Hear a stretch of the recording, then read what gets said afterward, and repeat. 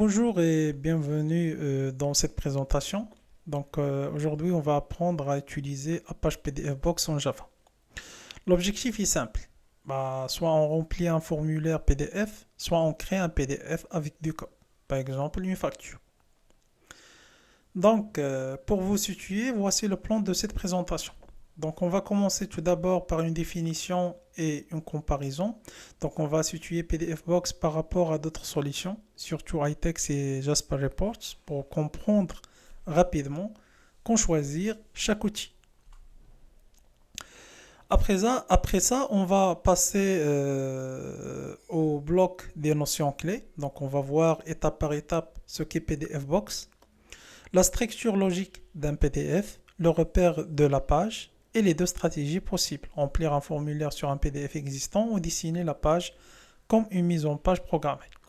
Puis Acroform, formulaire interactif PDF, les types de champs, le flux de contenu, puis les polices et la pagination. Et après, on va passer à la partie pratique avec du code Java concret, comme le chargement, le remplissage des champs, le dessin, police, alignement et pagination. Et pour finir, on conclut avec les ressources officielles pour continuer l'apprentissage de façon autonome. Ça marche?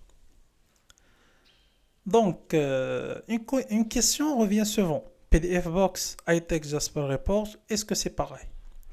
Pas tout à fait. Ici, il faut retenir une idée. Ces outils ne font pas exactement le même travail.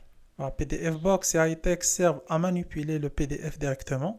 Jasper Reports est surtout un moteur de reporting avec des modèles. Pour juger la complexité, le cas le plus simple est souvent le remplissage. Vous avez déjà un PDF avec des champs acroformes, formulaire interactif intégré au fichier. Vous chargez le document, vous assignez les valeurs et vous sauvegardez. La difficulté est surtout côté nom de champ et cas limite du lecteur, pas la mise en page puisqu'elle est déjà dans le fichier. Le cas nettement plus lourd, c'est de construire un document avec des tableaux qui doivent se répartir sur plusieurs pages, hauteur de ligne, en-tête qui se répète, capture entre pages, sous-auto par groupe, marge basse, etc. Tout cela, avec PDF Box, vous le codez et le testez vous-même. Jasper Report, dans ce cas, est pensé pour ce genre de scénario. Le moteur gère la pagination du détail, les bandes et les ruptures à partir d'un modèle. En résumé, privilégiez PDF Box quand l'effort principal est de remplir ou adapter un PDF existant. Envisagez Jasper Reports quand l'effort principal est de fabriquer des rapports tabulaires longs avec une logique de page répétitive. Recoder toute la pagination à la main coûte souvent plus cher qu'un modèle de rapport Jasper, bien sûr. Pour la licence, PDF Box est souvent plus simple pour beaucoup de projets. Pour iText, regardez bien le sujet de licence avant de décider. Alors, maintenant posons la question, qu'est-ce que PDF Box?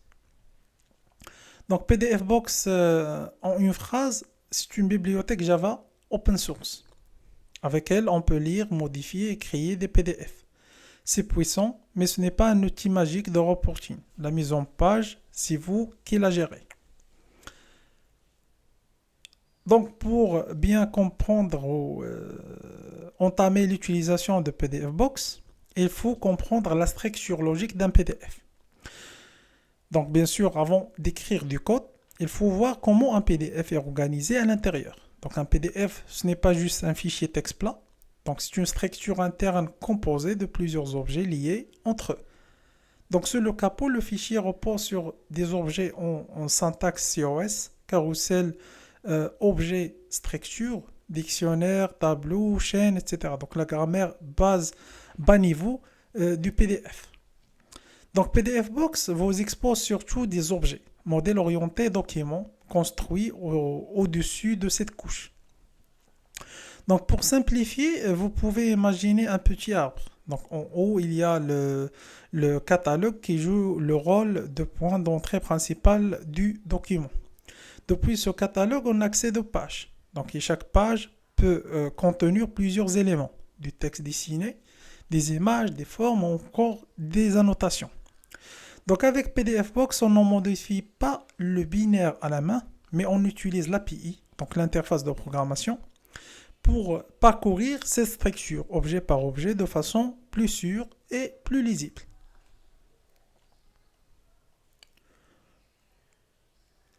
Alors, donc un autre pilier indispensable, c'est le repère sur la page. Donc pour quelqu'un qui débute, il faut imaginer la page PDF comme un plan avec des coordonnées comme en maths. Donc le point de départ qu'on appelle l'origine se trouve en bas à gauche. Donc si vous placez du texte à x égale 0, y égale 0, vous êtes dans ce coin-là. Donc ensuite, plus vous augmentez x, plus vous allez vers la droite. Et plus vous augmentez y, plus vous montez vers le haut de la page. L'unité utilisée, bien sûr, c'est le point. Donc sur une page A4, donc on est autour de 595 par 842 points, bien sûr. Donc cette page ou cette base-là est très importante parce que tout le placement du contenu dépend de ces coordonnées. Alors, maintenant parlons des deux stratégies. Donc en pratique, tout se résume souvent à deux stratégies. Première stratégie, c'est Acroform, formulaire PDF avec champ nommé pour des PDF que l'utilisateur peut remplir. Deuxième stratégie, c'est dessin par flux pour un PDF final non modifiable comme formulaire. Donc, commençons par la première stratégie ou ce qu'on appelle l'acroform. Donc, Acroform, c'est la couche formulaire du standard PDF. Donc, c'est la partie interactive d'un PDF, zone de texte, case à cocher, bouton radio, liste, etc. Point important, ce n'est pas Java qui invente le formulaire, la structure Acroform existe déjà dans le format PDF. Donc, côté Java, PDF Box sert à lire et à modifier cette structure. Comment vérifier si un PDF a un acroform? Donc en pratique, on récupère le formulaire depuis le catalogue et c'est normalement la méthode renvoi nul, donc il n'y a pas de formulaire interactif à remplir. Donc si vous avez un PDF qui vient d'une image par exemple scannée, puis convertie en PDF, donc la majorité des cas, vous n'aurez pas d'acroform. Il y a juste une image sur la page, donc dans ce cas, soit vous dessinez du texte par-dessus, donc soit vous passez par OCR, donc la reconnaissance bien sûr optique des caractères. Donc si vous avez besoin d'exploiter bien sûr le contenu. L'avantage d'Acroform, c'est très pratique pour automatiser le remplissage de modèles administratifs déjà prévus pour ça, avec des champs nommés et une logique claire. Pour les limites, si le PDF n'a pas de champ, donc si les champs sont mal définis ou si le rendu dépend du lecteur, donc il faut gérer des contournements. C'est pour ça qu'on utilise Acroform dans certains cas et le dessin templating dans d'autres cas.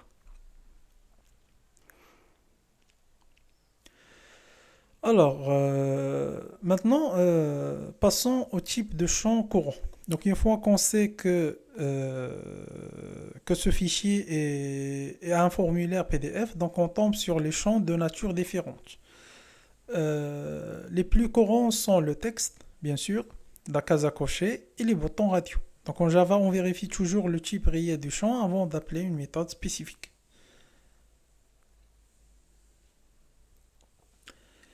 Le deuxième mode d'utilisation, c'est le dessin direct sur la page. Donc ici, on page par PDF ou par PD page content stream. Donc il faut savoir que ce texte dessiné n'est pas un champ formulaire, mais l'utilisateur, bien sûr, n'aura pas la possibilité de le modifier. Donc, c'est différent du cas quand on utilise bien sûr Acroform. Un autre sujet, c'est les polices. Donc, dès qu'on affiche du texte en flux, donc la police devient centrale. Donc, les polices standards sont simples mais limitées pour certains caractères. Pour un français propre avec accent, une police TrueType, fichier.ttf, format de police vectoriel courant, embarqué donne de meilleurs résultats, surtout si vous sortez du jeu de caractère minimal des polices PDF standards.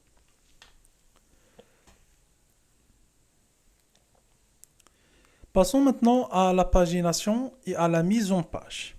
Donc, quand on enchaîne les lignes, facture, rapport, par exemple, la pagination suit naturellement. Donc, on suit la valeur Y ligne par ligne.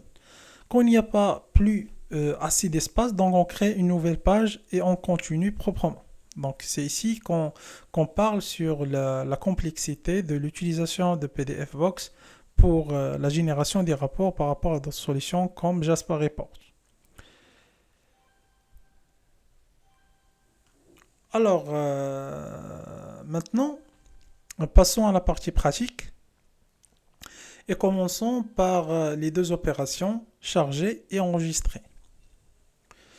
Donc, on attaque le code par le geste le plus courant, bien sûr, c'est ouvrir un PDF et le sauvegarder.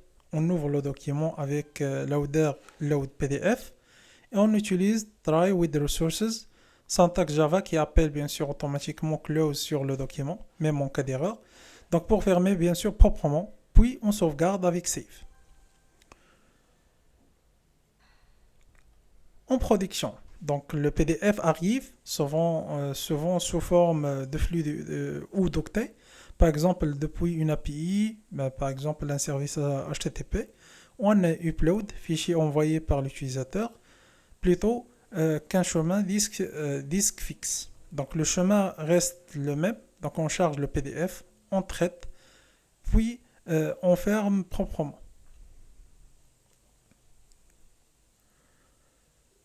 Alors, pour placer le contenu aux boîtes aux bons endroits, donc il faut connaître la taille de la feuille. Donc avec PD rectangle .A4, format papier A4, environ comme on l'a dit avant 595 par 842 points, on récupère largeur et hauteur. Donc ces valeurs servent pour placer le contenu et gérer les sauts de page.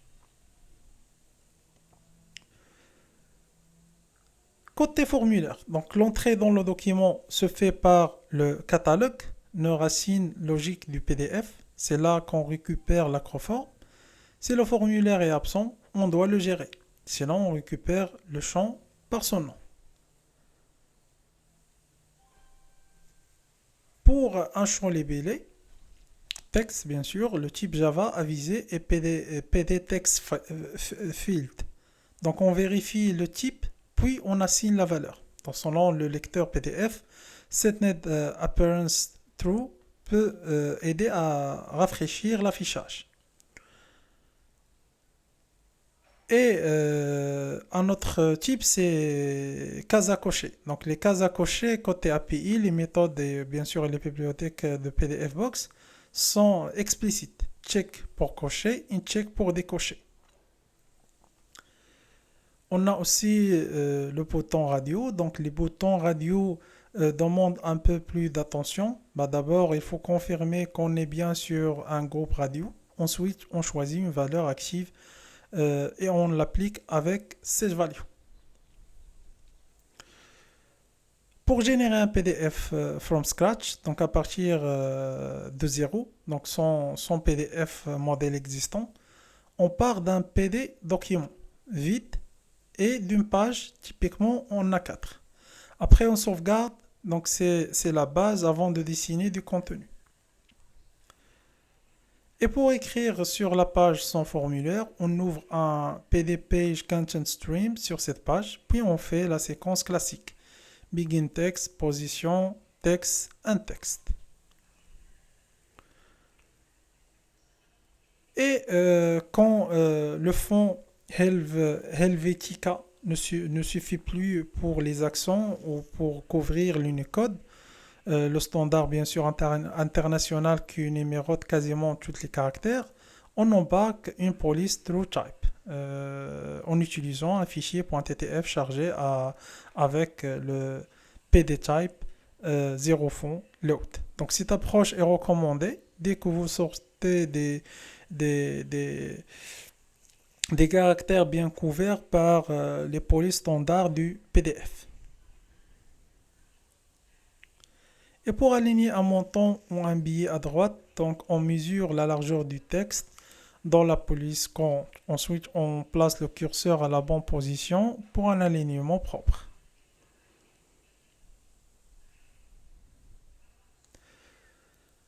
Un bandeau ou un surlignage passe souvent par un rectangle rempli avant le texte. Donc après ça, on remet la couleur noire sur le texte suivant. Et enfin, la saute de page. Dès que la marge basse est trop proche, on ajoute une page et on repart du haut. Puis on remet Y en haut avec la marge et on continue le rendu. Donc pour aller plus loin pour cette vidéo, le point d'entrée naturel reste pdfbox.apache.org. Donc regardez aussi la Javadoc documentation HTML normalement qu'on a les exemples du projet et la norme ISO 32000, la spécification officielle du format PDF si vous voulez aller plus loin. Et voilà, on arrive à la fin. Merci pour votre attention. Surtout, n'hésitez pas à laisser des commentaires, questions bloquantes, retours d'expérience, corrections ou pistes pour les suivants. Tout ça enrichit la discussion et aide tout le monde à progresser sur des solutions techniques. Vous pouvez aussi reprendre les idées de ce tutoriel et les adapter librement, bien sûr, à votre contenu. Et à la prochaine.